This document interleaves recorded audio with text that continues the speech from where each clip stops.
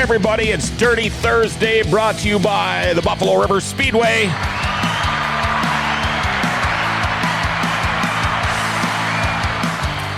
Couple of Canadians on the show today, getting all ready for the World of All-Out late model show tomorrow night at the River City Speedway. Ricky Weiss and Shane Edginton.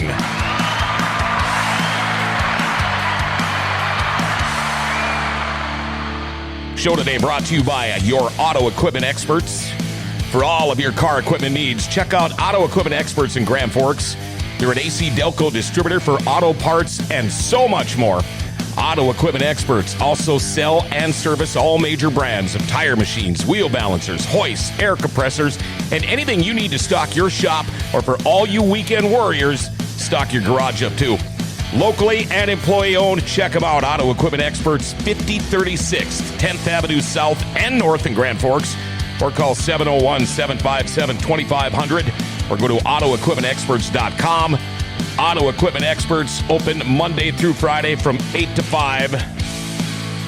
And before we get too far, have any questions or comments for any of the drivers, our number is 701-213-0863. Again, 701-213-0863. Wow.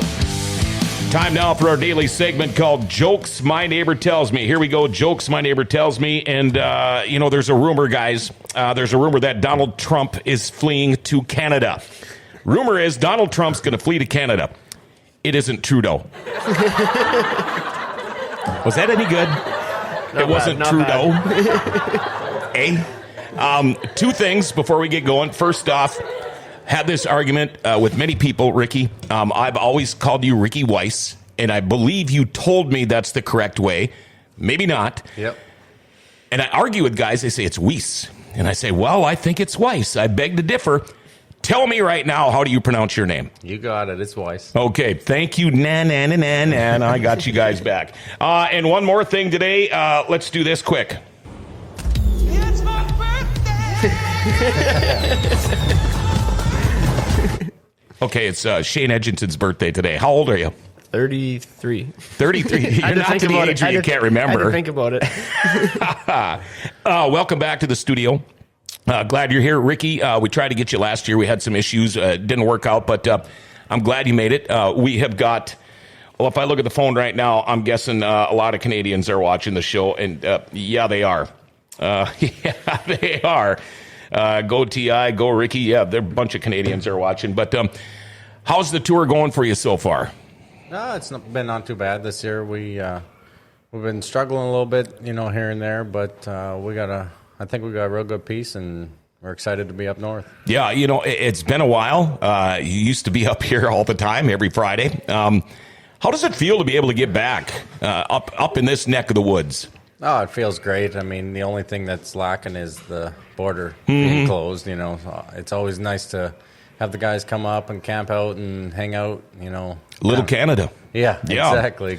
The rumor has it, and I don't know what you guys, I brought this up before we started, but possibility that the border might open at the end of the month. There's supposed to be an announcement. You both just kind of did one of these, but what are your thoughts? You think this is going to happen? I don't know. I guess July 21st is when they're supposed to make the announcement, but I still don't see it happening anytime soon, but they're so out to lunch up north there, but yeah, hopefully something changes, but we'll see. I know the majority of my Canadian friends, in fact, I would say probably 99.9% of them can't stand what's going on right now, but can you guys freely talk about it when you're back home? Can you talk about how bad this sucks and all that stuff, or can you even get in trouble for that? You might get in trouble. Who knows? They might fine you or something, but yeah, it's pretty terrible. You can barely leave your house, but the other provinces are starting to open up, but of course Manitoba is still locked down. It's a bummer.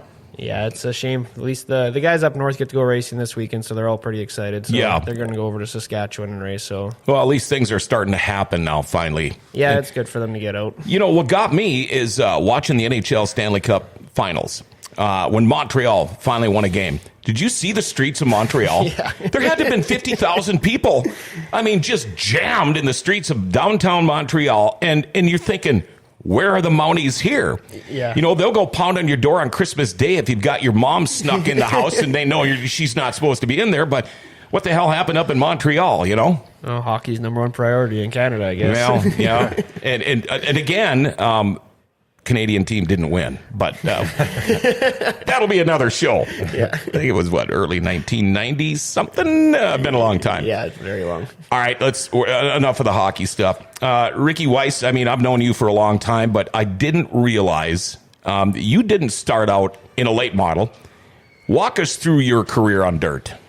I mean, my dad owned the track up in Victory Lane Speedway there, and going through, I just wanted to get into racing. My dad raced, my brother raced, and eventually, I mean, we bought a go-kart, but we never jumped into it. We never ended up racing it, me and my brother. So then my dad started racing, and eventually, throughout my brother's years, me and him I did the races in the U.S., and he did the Canadian races, and then he eventually just grew out of it, and I kind of took the reins over there. And the more I raced, Dad realized that it was time that he just kind of focused on, doing our deal, and he helped me work on the stuff after hours and travel up and down the roads, and slowly progressed to running like the NLRA tour and all that.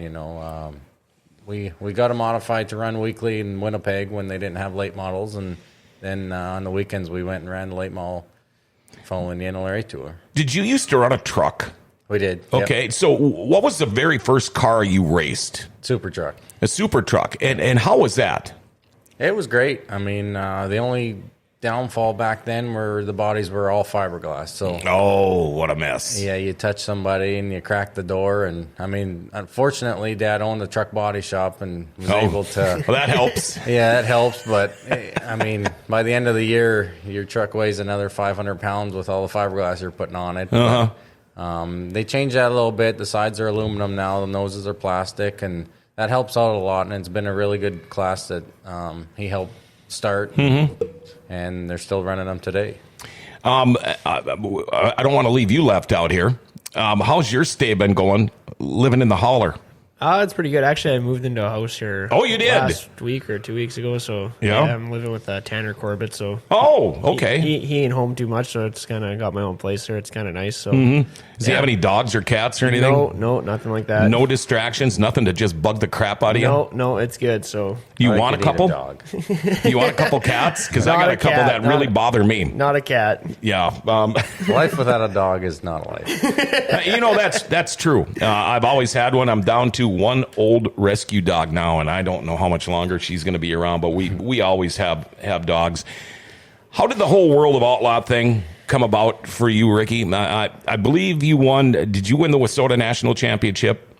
Yeah, we won that a couple times, and we really just wanted to run bigger races and more of them, and talked to Vic Hill, my engine builder, and I said, well, like, what's the next step? And he just said, get down here. Mm-hmm. And we just slowly progressed and got one of his open motors, and we got down there and got our feet wet dipping into some open shows here and there. And we had been doing that when they come up north and hitting the races that made sense for us, but it's hard to compete against guys that run night in, night out, when you're just picking and choosing. So when I went down to Tennessee and raced out of Vic's shop there, it really helped us progress.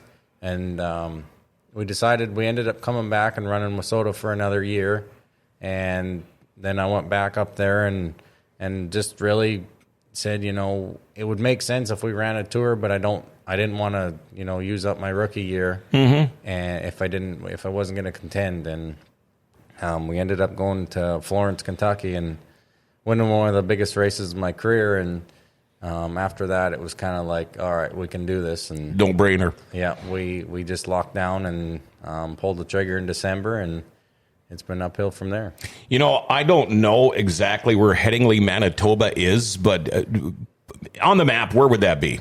It's just west of Winnipeg. Okay, Yeah. And where are you based out of now? Tennessee. So how much of a difference is it going from Headingley, Manitoba to living in Tennessee? Headingley is flat, windy, and Snow. Yeah. Being cold. Yeah, and Tennessee is very hilly and hot and humid, so it's quite a big difference. We got a house up there, and we got a shop, but a lot of that is a bit of distraction as you're trying to race, trying to build the shop, trying to But it's nice to finally have something that you can say is yours, and you can if you need something, you just get it because it's going to be there forever. Shane, how do you feel when it comes to running with the Outlaws when the Outlaws come? Because I know that you can run with these guys. I mean, all of the NLRA guys up here, there's a bunch, and on any given day, it can happen. But what are your thoughts when the Woo guys come to town? It's a big difference. They got tires and stuff. Obviously, is a huge difference, and the motor deal's massive. But if it slicks off enough and everything, we can. I wouldn't say contend with them, but we can run with them kind of deal. It's just like Ricky said, they're doing it every day, night in, night out. I went testing with them yesterday, and I've never seen so many shocks in my life, I don't think. Really? Where did you guys get to test? Jake Bitker let us go test an 80 last night. So, yeah. Huge shout out to him. That was really appreciate that. Nice. And speaking of that, I should probably talk about some track schedules. By the way, Norman County Raceway, Ada tonight. IMCA Modified Sport Mods Stock Cars with Soda Midwest Mods and the Hornets. Tomorrow night, of course, here at River City Speedway, World of Outlaw Light Models. The NOSA Sprint Cars are here and the Street Stocks. Saturday up in Devil's Lake Speedway, the AFCO Race of Champions. They got the Professional Dirt Series, the Minn Kota Lightning Sprints. And also Saturday in Greenbush Race Park, Race of Champions Qualifier, A-Mods, Midwest Mods, Pure Stocks, 4 cylinders. And our new sponsor of our Dirty Thursday, Buffalo River Speedway, it looks like they are off this Sunday. So, we got another full schedule. And I tell you what, we're gonna just take a little break here. But we've got way more to talk about with Ricky Weiss and Shane Edginton. Life doesn't seem to ever slow down. Everything needs to be done right now. And when it comes time for an oil change, stop into Valvoline Instant Oil Change. Most oil changes are done within 15 minutes. Yeah, they're fast. Valvoline Instant Oil Change does more than that, too. Tranny and coolant flushes, tire rotations, and batteries. And included in your oil change, they'll top off your fluids, check your tires, your battery, your lights, your wipers, your cabin air filter, all that stuff. You also can get discounts for fleets and the military. And they can text and email invoices and coupons. And here's another thing. When you're going to get that oil change, mention Grand Forks Best Source. They'll give you $10 off your oil change. They're open 7 days a week. No appointment needed. Pickup and delivery is available in Grand Forks, too. Come to Valvoline Instant Oil Change for a complete oil change and more. 3325 South 38th Street or call 701-780-8462. Make sure you tell them GFBS sent you.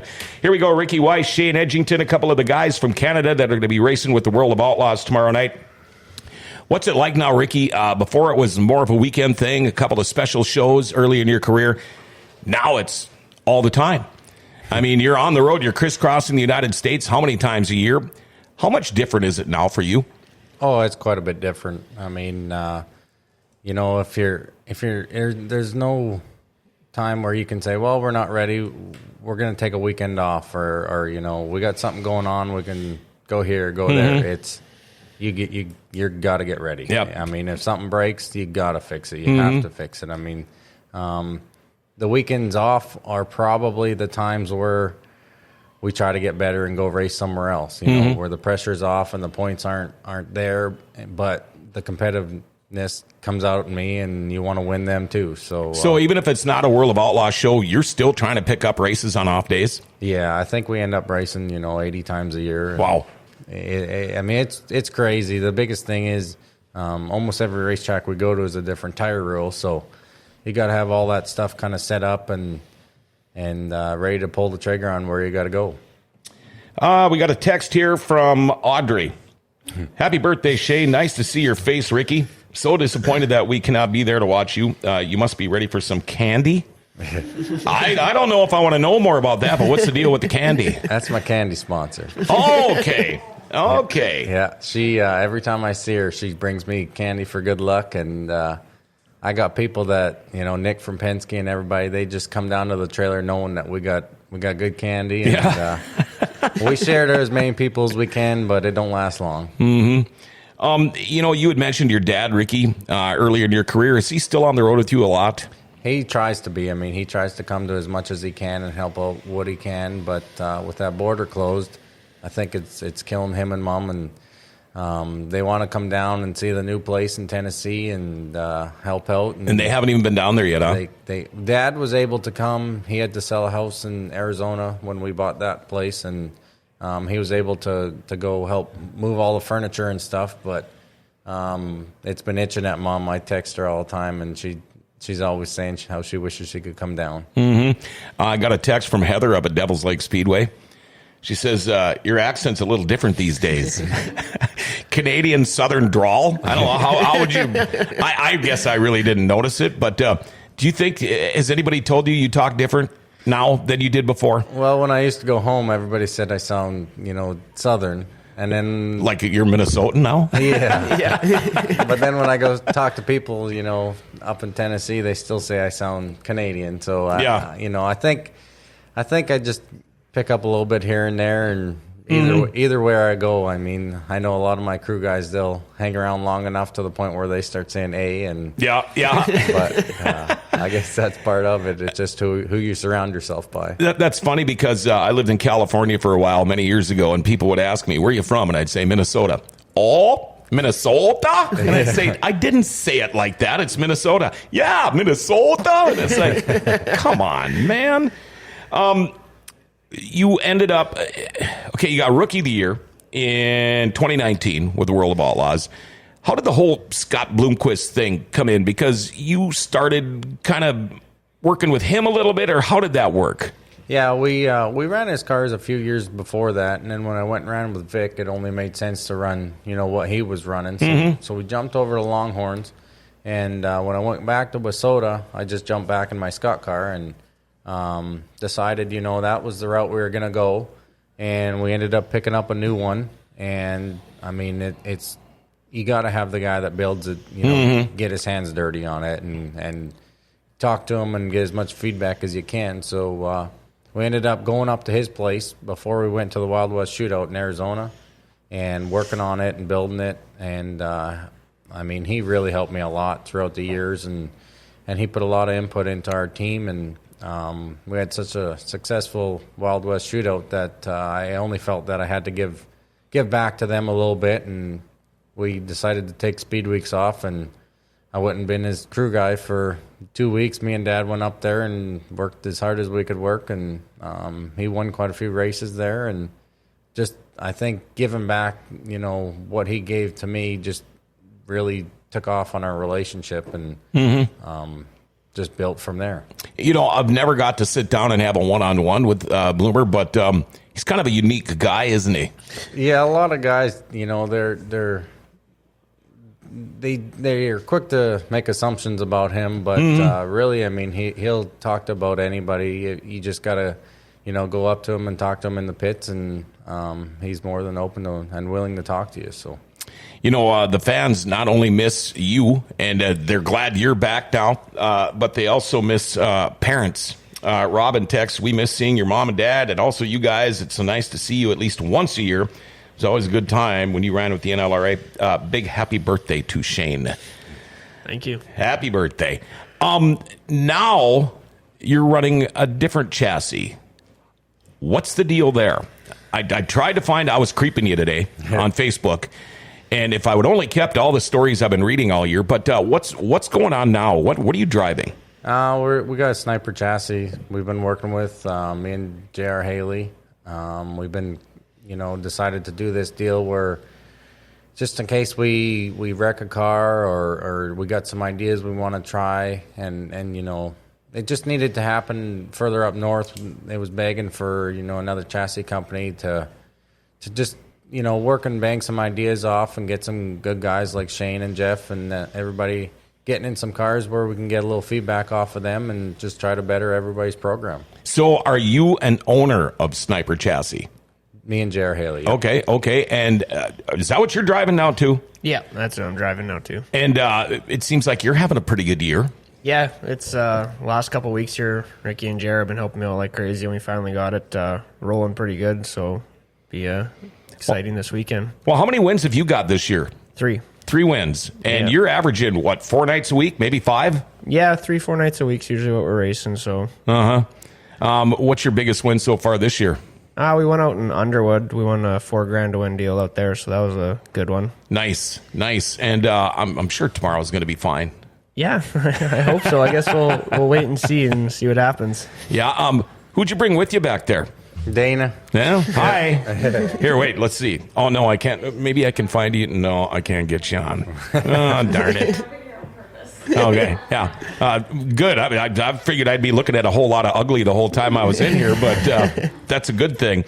Who's helping you now? You mentioned your crew. Are they Southern guys, or did anybody get to come down with you from Canada, or do you have to basically find a whole new crew? Yeah, we found some new guys that have been helping me out this year. Tom, Cody, they've been working real hard. You know, every time we get under the car, we're trying something new and testing, and it's just something that needs to be done until you get a real strong baseline like we had. And JR, he's been coming to as many races as he can, and he's real smart with everything, and we're just been working away, and I think last night we really made some gains in testing. So, being down south, I know up here, I mean, you guys got pretty lucky last night getting to go to Ada, but is it easier to test down there? Are there more facilities available for that stuff, or did you build your own test track, or how does that go? I wish we could build one, but you know, we're real close to the Crossville Speedway there, but it's kind of a unique raceway there. You know, Ada is kind of a real good place to test something that's a little flatter, gets real dry. I prefer the black dirt over the red dirt, but just somewhere that, you know, that's consistent night in, night out, that you can go. I mean, we're not, as much as we want to win the weekly shows, we're really gearing up for like the big ones like Eldora. And, you know, if you're good at those, you're usually good at almost everywhere. Now, you mentioned red dirt compared to black dirt, and I would imagine now with the Outlaws, you're seeing every color of dirt. How hard of an adjustment is that? Because I know they're all different. Oh, yeah, it's huge. I mean, like I said earlier, different tire rules are designed for different dirt, and that was one of the hardest adjustments coming from, you know, up here going down there, and there's a lot of tracks that I prefer that don't really suit my style, I guess would be the best way to describe it. And I hear Shane say, you know, the track was rough a little tonight, this or that, and I just said, that's nothing, but Yeah. that's nothing. What about with the bigger tracks now? I'm sure you're running more half-mile stuff. Do you prefer that, or would you rather be on the 3/8 or the smaller bull rings? No, I honestly prefer the bigger tracks, the higher speeds. You know, a lot of people didn't like Bristol, but you know, the faster you can go, the better, in my opinion. But it is nice to come to like tracks like Grand Forks. Yeah, it's smaller, but it gets racy. You know, I just don't. The tracks I don't like are the ones that are kind of, you know, you gotta qualify and then it fall in line. Yep, one just a train. Just a train, and that's where, you know, we've always struggled. And I don't know if it's because I've grown up not qualifying, but I need to qualify better. It just, you know, you say that in every form of racing. If you don't qualify, it puts for a hard day. And but we usually pull out of it, and we do what we can, and we come forward in the feature. So, What about you, Shane? You like the half-mile tracks, or would you prefer to be on the smaller tracks? I actually like the half miles. I guess me and him used to race at Alex quite a bit, and it was always a fun place. And if you were fast there, you're usually fast everywhere. So, yeah, I don't know. I like the big speed tracks. Yeah, is it harder on equipment? Yeah, it's harder on motors and stuff, but I don't know. I still think Alex is one of the funnest tracks around. You plan on staying with the World of Outlaws for a while? You got any plans for the future of Ricky Weiss? I mean, everything's open.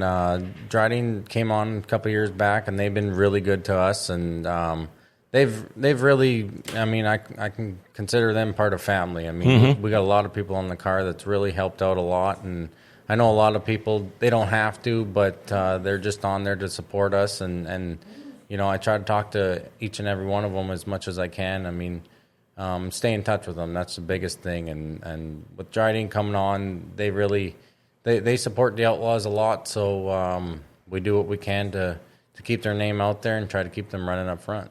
Now that you're with the Outlaws, of course, you're more in kind of a spotlight. And you talk about just trying to stay in touch with all these people. I would imagine, like me included, everybody wants a piece of your guys' time, I would imagine, all the time. Yeah, it is. I mean, I'm one of the drivers that, I'm pretty hands-on as far as the car, and I do as much as I can as far as tire work. I mean, the only thing I don't do is the engine work, and I'm on the phone with Vic. I mean, if I had to do it, he could probably walk me through it, and if he's got something to do, I'm looking over his shoulder because one day there's going to be a time that I got to do that. Sure. And so I try to do as much as I can. I mean, I'm sure the one thing Jardine don't like is the fire suit's never clean, but yeah, that's part of rolling around, in the scramble, and that's why we got 2 of them. So. Yeah, I was going to say, why don't you tell him you need 3 or 4 of them? Oh, yeah, we might. That might be might be a recommendation for next year. How was Bristol? How was it racing out there? I bet you that was a blast. It was crazy. I mean, I don't like amusement rides or nothing like that, but I would like to compare, one to going around Bristol. I know Mark had some data on the car, and the G-forces, he said, was, back in the day, I believe the numbers were 2 was the highest they've ever seen in a dirt late mall, and ripping around there, he said we were about at 4. So wow. It was crazy, qualifying, going around there as fast as you can. Just if something did break, I mean, it was going to be a disaster, and unfortunately, it did happen to a few people. But it's pretty cool to say you ripped around Bristol. I bet, going 150 mile an hour. Our friends from up north are texting. Daryl, he was a regular here, especially the big shows. Hi, John and crew. Wish we could be there. Open the border. No corkscrewing the race car off of the corner, Ricky. Seen that a few years ago off turn 1. Cheers, boys. Hope to see you soon. Remember that? Oh, yeah. That was one that the only good thing about that night was we flipped I don't know how many times, but we went out in the B main and we ended up making the show. So, I mean, that's how much your program can change, in a few years. You're just hoping to make the show to where, you're running top 5 every night. Mm-hmm. Being up here, you guys, Canadians are different up here for us. They're us, basically. Did you find that a little different when you moved down south? Oh, Canadian, huh? Did you get any of that or not? Oh, yeah. Yeah? Oh, yeah. I mean, everywhere you go, they go. I mean, the people that walk up to you and don't know you, that where you're from, and you just say Canada because they don't know, provinces or any of that, and they go, Canada? What are you doing up here? And, and then you got the people that do know you're Canadian, and they're like, well, how far did you travel? And it's like, well, we don't go back to Canada every week. But you get a lot of that, and they wonder, how it all started, and a lot of them have connections. I mean, most of them that know me, they'll come up to me and they got a story about Winnipeg, which is, quite unique when they're living in Georgia or something. Yeah. That, I've been to Winnipeg, So you get to have some talk to them about that stuff a little bit here and there, but it's definitely. Did you get any ribbing about the fact that Canadian hockey team again couldn't win the Stanley Cup this year for a long, long time in a row? Well, we're still growing. How many Canadians are on that team, though? Well, I know. And the thing is, it's like, we were looking through the numbers. It's still more Canadians, but the Europeans are really coming on, and then the United States. But I'm gonna admit this. I don't tell this to many people, but when I was a kid, the Montreal Canadiens were one of my very favorite teams. In fact, I did want them to beat Tampa at least 2 games, but that was it. Yeah. Tampa Bay, I don't like them, but at least it was from this side of the border. When's the last time you were actually in Canada? I went home for Christmas. Oh, you did? Yep. So how was it for you to get across the border? I was told I shouldn't drive. I shouldn't.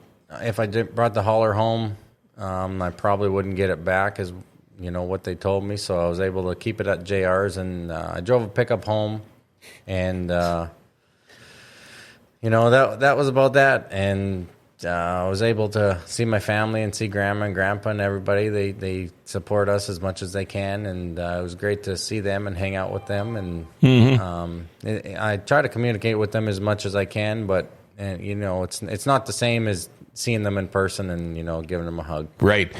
You were grinning when we talked about that. What's so funny over there? Oh, when he brought his truck back. All right. He can tell the story. Yeah, there's a little paperwork you got to... Okay. That's involved in bringing, pickup up there. And I was planning on leaving it up there, but you're supposed to... You got to import it into Canada, so you can sell it down the road. And fortunate enough, I had Tennessee plates on it. So, long story short, it's up in Canada, but I got to bring it back to the border and get the paperwork figured out there. Really? Yeah. Gosh, what a pain in the butt. Yeah, it's one of those, and then I don't know how it works, being under my name, and I don't know if Dad can come across and do the paperwork without me being there. So Oh, right. Might just sit for another year before Logistically, that's not an easy thing to do when you're, unless it was like now. Well, yeah, they tell you you're supposed to do it 48 hours before you go to the border, and I wasn't sitting there for 48 hours when I was an hour from home. So, It's funny when the pandemic first hit, I have a friend who's a truck driver, and he drives for Brad, but he hauls booze to Canada. Oh, yeah.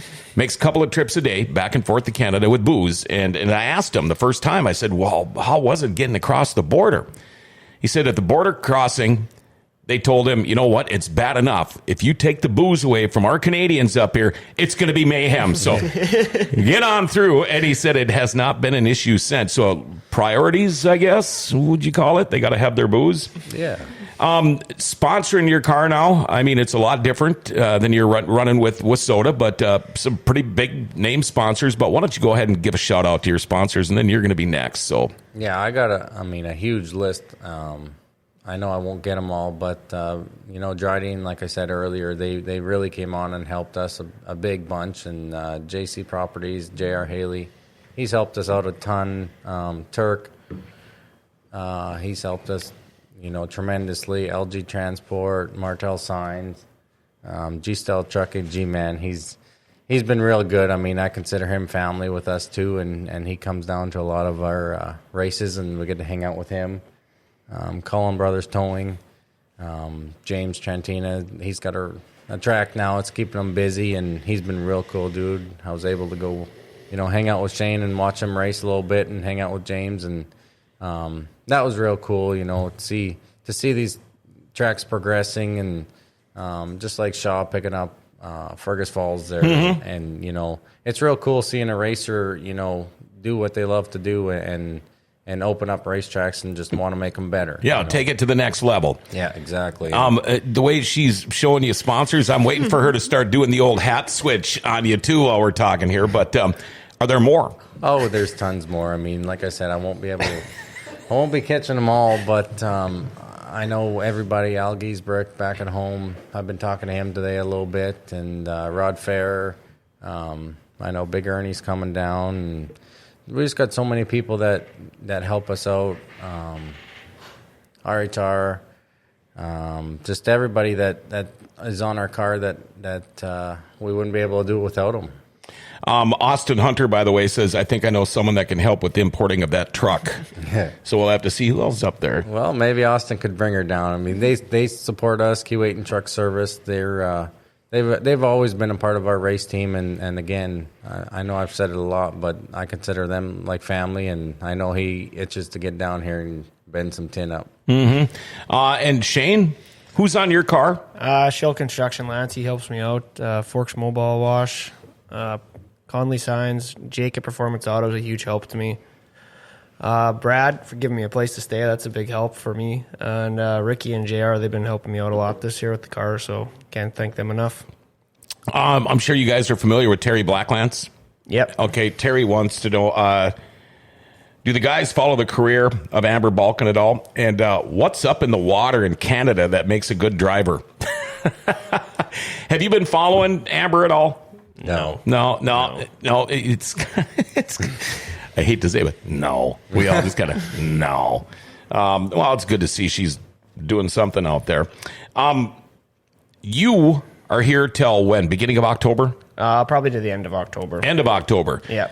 So you're probably going to have to go down south just a little bit, maybe find a couple of more weeks worth of racing, or what's your plan? Are you going to take a little time off and enjoy the States before you got to go back? Probably once it ends up around here, I'll probably go down with him and give him a hand for a couple of weeks or something. Okay. Then head back home. Mm-hmm. I bet you if you're not doing it full time, all the time, I bet you it's pretty fun to go on the road with him for a couple of weeks, isn't it? About 2 weeks is enough, and then I'm then you've had it. No, I'm just kidding. It's fun. We've gone to Florida with him a few times. That gets a little chaotic just because it's every day for 2 weeks. Mm-hmm. That's a little much, but no, if it's every weekend or 4 times a night, that's not too bad deal. Okay. Did you change your phone number? Yeah. Oh, that's why.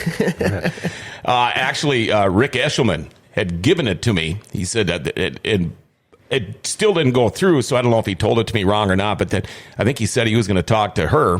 Yeah. But and then in Victory Lane last week, Chad made some comment down there when he was interviewing you after your win, and I'm messaging him. I'm like, you tell him to get a hold of Ricky Weiss. I want those guys on my show next week. I'm glad it worked, but did you kind of have to change the number just because of maybe popularity or anything, or it was just time? No, it just made sense to get a U.S. phone. You know, we're based out of Tennessee now, so it was. I believe it was a buy one get one, and she needed a U.S. phone. And sure, you know that it just made sense as far as the billing to do that, and so now we got a Tennessee area code. All right, are you going to give me that number before you leave? Sure. You still won't answer. Yeah. I did better texting. Yeah, that's okay because Stephen Young, Jesus, he tells me, if you need a co-host, get a hold of me. Well, I found out right away this morning that Chad Hoff, and sorry, Chad, the other half of the Bullring Boys couldn't make it today, but so I texted him right away at about 8 o'clock this morning as soon as I found out. Didn't reply. So I called him again at about probably 10 o'clock, and I said, hey, get your butt out of bed and answer your phone. I need a co-host today. And he still hasn't replied. But some guys, do you ever get to sleep in? Lately we've been burning the midnight oil. And Cody, he likes to work late and drive late. Mm-hmm. So even when we're sleeping, we're not really sleeping. Driving down the road, we're probably catching air in the back bunk.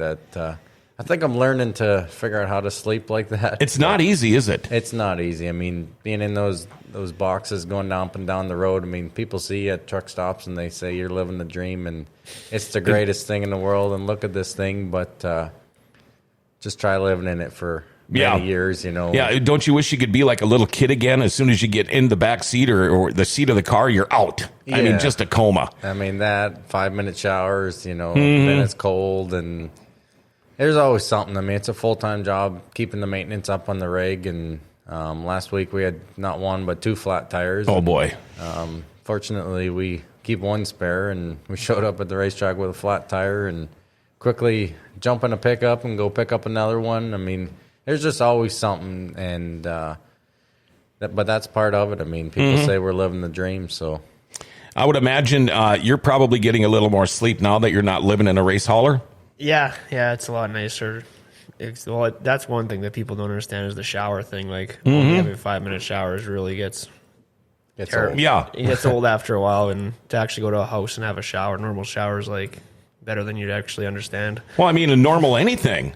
I mean, these haulers you guys are driving around in and traveling in, I mean, they're nice. There's no doubt about it, but you still can't beat home. No, you can't. I mean, we're working off a generator that's got its tongue hanging out, in a desert, you might as well say, with the dust. And when she's cooking, she's got to shut the air off. And I walk in there, it's 90 degrees and it takes a day to cool down. I mean, it's that kind of stuff that they just don't see, But it is what it is, and that's part of the racing life. And we just try to make the best of it and keep on digging. Well, we are looking tomorrow at a high in the low 90s. It's been, I don't know, you guys haven't been up here in a while, but it's been hotter than hell up here lately.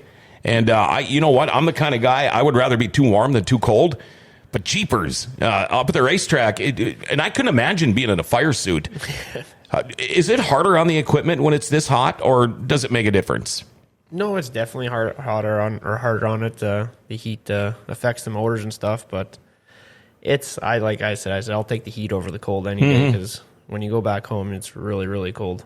Yeah. Well, yeah. In winter. Yeah. You guys ever dabble in snowmobile racing? My crew guy Keith Heyman back in the day used to do that. So we used to race in the summer. He'd help us, and we'd help him in the winter. But now, honestly, I just got no desire to get back on a snowmobile. I don't. I used to race too, and I won't even sit on one anymore. Yeah, it's too cold, and I like speed, so I'm probably going to go too fast and hurt myself. Regret that down the road. So, well, I just turned. I'm in my mid 50s now, and my whole life growing up, I've had a lot of broken bones and stuff. Yeah. And they kept telling me, "Wait till you turn 50," and I would just scoff at them. Yeah, whatever. They were right. Oh yeah, they were right. Even looking at a snowmobile nowadays makes me hurt. Question I always ask guys, and I've probably asked you this before, but I'm going to ask it again, Shane. How do you want to be remembered as a race car driver? Just a clean driver that doesn't hit too many people, I guess you could say, and just a good competitor to everybody, and always there to help give a helping hand, and just a good clean driver. And you, Mr. Weiss, how do you want to be remembered as a driver? Fast, consistent, clean. Mm-hmm. I mean, to answer your question with one word answer, that would be probably them. Okay. And I'm going to throw a couple out here that I ask a lot of these guys when they're on a Dirty Thursday. But I've asked you this one too, I believe. Anybody, and you don't have to say names if you don't want, but is there anybody you refuse to park by in the pits? I wouldn't say refuse, just rather. Hopefully you don't have to. Rather not park beside them, I guess is what you could say, because most times than none we hit each other for some reason. But that's part of it, I guess. That's going to happen with some guys, and it's just the way it is. I don't know how it is with the World of Outlaws, but if you got any of those kind of guys, it's like, no, I'm not going to park next to him. Yeah. Yeah. Definitely. I mean, it don't matter where you go, what you do. I mean, you're always going to have, what you call an enemy or somebody on the racetrack that, it's frustrating when you drive door to door beside somebody for 40-some laps and, you slide him, he slides you, you slide him, and then the next guy comes up and knocks your door off. Yeah. And it's usually the guys that aren't working on their stuff that, that they don't care. They don't have to fix it. They don't know. I mean, but I just try to race everybody like they race me. And, sure. If they're going to lean on me, I'm probably going to lean on them. And once they figure that out, usually back off. They usually back off a little bit, but yeah, you're just not that kid anymore from Canada. Yeah, we kind of gained some respect with a lot of drivers. The first year, it was I felt like who's this guy, and just drive over the nose, and it's like, well, did that really need to happen for 15th in the feature? And we talk a lot, and especially with the NLRA, Shane. It's funny because no matter who I get in here, they all talk about how that group of guys is like a family. They get together after the races. They get together when they can. They'll help each other out. And I hear that time and time again. Is it the same, though, when you get up to a level like the World of Outlaws? If Ricky Weiss had a problem and maybe a couple of other drivers could run down and help you, would that happen? For sure. It would. I mean, we got about a dozen, drivers that followed the series, and they would. I mean, our biggest competitor is probably that Blue One car, but if I had a flat tire and, needed a hand, and they've lent hands, when it's been just me, Dana, and a guy we had named Bobby down the road, they come over and they say, I know you're shorthanded, whatever it takes. If we need to change a tire, we're here to help you. And, I mean, driving down the road, you see a hauler on the side of the road, you're going to stop whether it's that so-called enemy or not, just to see, because reverses could be rolled, and if they drive by, that's no matter how much it pains you to help them, you still will. Whether or not, I mean, it's pulling over and no, I'm fine, or a phone call, or anything. I mean, you don't know what could happen, and if reverses were rolled, then I definitely would want them to stop, whether it was my favorite person or not. And speaking of the number one, I was giving you a hard time last year, because I thought you were going to be on the show, and things didn't work out. But the number one, I was going to take him catfishing, and then we thought we had it set up for this year again, and he went walleye fishing on Lake of the Woods instead again. But thought it would have been kind of cool to have him in the boat. I get it. You can eat walleye. I don't think you'd want to eat catfish, although I've been told they are good. What's it going to take for you, A, to make the show tomorrow night, and B, win some money? I think Well, hopefully the track's not completely hammered down, and if it's drier and stuff, I think we'll have a okay chance of making it in the show, and I think we can 50 laps, it should dry off enough where we can have a good competitive run. Track last week, from what I heard, I know guys, being the announcer, I hear from everybody. Like, I'm the guy.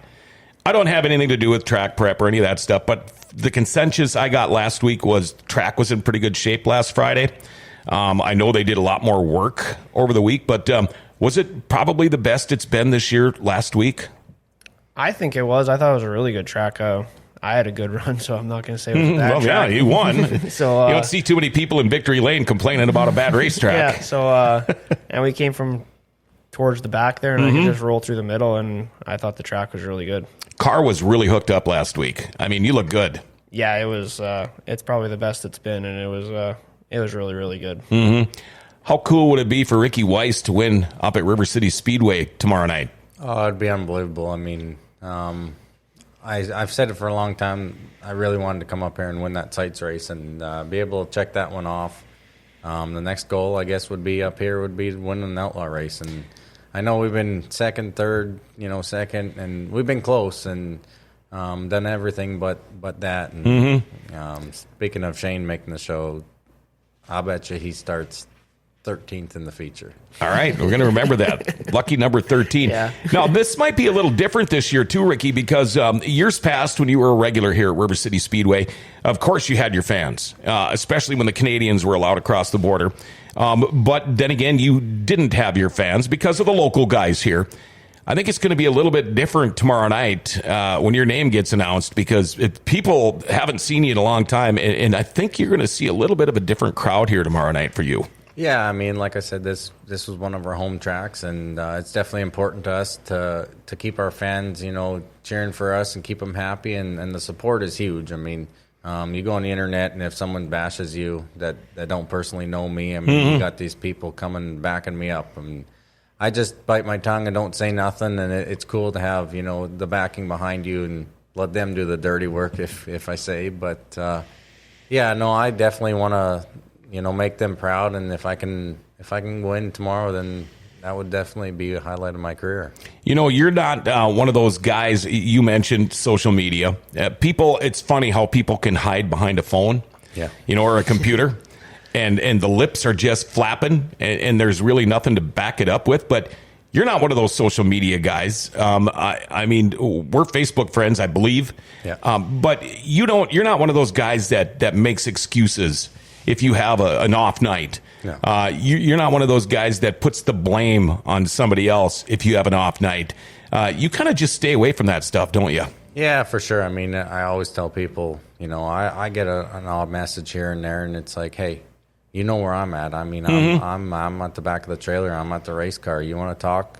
Doors are open. They're always open to, hear about it. I'd rather have somebody tell it to my face than, wait till I walked away. Exactly. Quit hiding behind Facebook. Yeah, it's easy to type a text, but it's another thing to say it to their face. And but that's always been the way.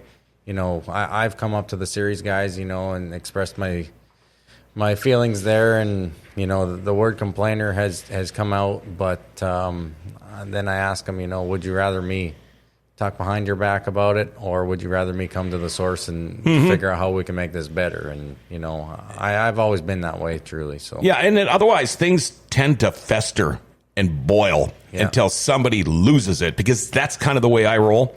I'll keep my mouth shut, but then I'd stew about it, and I get to the point where then I just kind of lose it. Yeah. But you can't do that with what you guys do. I mean, think about all the kids and all the people that think you guys are like the next, you guys are it. But it's got to be fun when the kids come up after the races. Oh, for sure. I mean, again, it's a totally different thing. We give away hero cards and stuff up here, and that's normal to the kids up here. But you go up to Tennessee, and that's not normal for them. They don't really do that. So when you do hand the stuff out, you make their day, their week, their month. Up there, they buy panels off the cars. Where up here, we don't really do that. So, like, when I tell people from up here how much I sell panels for, they go, "Are you kidding me?" But, I mean, that's just a difference, from one end of the world to another. And it's pretty cool, though, to see I think it was 2 years ago when we finished second the Shep there, that the crowd that circled around our car was just unbelievable, you know. There goes the blue hauler when he won the race, and here we are till about 3 a.m. hanging out with our fans. And it's awesome to know that, you know, we're competitive with them, and we have a good supporting behind us with the fans, and it's cool to say we're there. Are you guys, do you go to Fergus Saturday? Yep. So will there be any hanging around tomorrow night, or do you guys hit the road right away, or will you leave in the morning? No, we'll probably leave at night, but we'll hang out and support, you know, hang out and talk to our fans and do what we can. And hopefully we come out of that race with no damage, and hopefully we got a big check sitting on top. Yeah, and believe me, I know you're going to get mobbed after the races tomorrow. Now, this is we're going to cut you guys loose here soon, but just want a couple of more things. You don't race now till tomorrow night, so what's on your schedule for the rest of the day? I mean, are you going to be working on your car? Tell us about what you guys do today and tomorrow, and especially being your birthday today. We'll probably do a bunch of tires and stuff and just do maintenance on the car again, and he'll probably go through my car just to double check some stuff, and before you know it, it'll be time to put everything back in the trailer and get ready to head to the track tomorrow. Mm-hmm. Same for you? Same thing. We got a bunch of tires to catch up on. The next 2 weeks of our racing is wide open, and so if we can do our tires, you know, for the next 3 nights, I think we got a night off, and then we got 5 in a row up in Nebraska. So if you want to do tires for 3 nights, how many tires? How long does it take? Well, with the whole tire shortage deal that they got going on, they said we can only run about 5 a night. So, I mean, 5. So they're actually telling you what you can run? Yep. They limit it, and I mean, it's been okay. It's been good but bad. You know, sometimes you can kind of run a used tire for a heat race that's going to be better than a brand new tire. But now you're committed. I mean. And a lot of times you want a little more stagger early and less later, but without that tire option, they kind of limit that. But it's the same for everyone, so can't complain about it. Just gotta, you know, make it good what it is. And have you noticed more blown tires this year than maybe years past, or not? It's not really blown tires. It's just the tires, you know, once they run so long, they give up. Yeah. And we had that at Superior the other night. We were, you know, as fast as the leaders for about 20-some laps, and then that sucker gave up the last 10, and, I mean, the beeper was on. Mm-hmm. But that's part of it. I mean, you got to figure out the tire game just like the car. There's just so many factors to what we do, and if everything's not 110%, then it's going to show. All right. You guys, thanks for coming in today. You're not leaving until I get your phone number, by the way. And Shane, have a happy birthday. It's too bad you can't go out and just enjoy the day and do what you want to do. But you know what? I'm guessing with Ricky in town, it's probably a pretty good day for you. I know you guys are pretty good friends. He is doing what he wants to do. That's true. Yeah, that's true. That's true. So no partying for you tonight, I'm guessing. No, maybe we'll go out and have dinner later on tonight, but nothing too crazy. All right. Looking forward to tomorrow. And I will get both your pictures. Bob, do so if you're watching. I also need Shane's picture. I thought I had it up here somewhere, but maybe not, and we'll get you too. But we'll see you guys tomorrow. All right? Sounds good. Thanks for having us. Oh, man.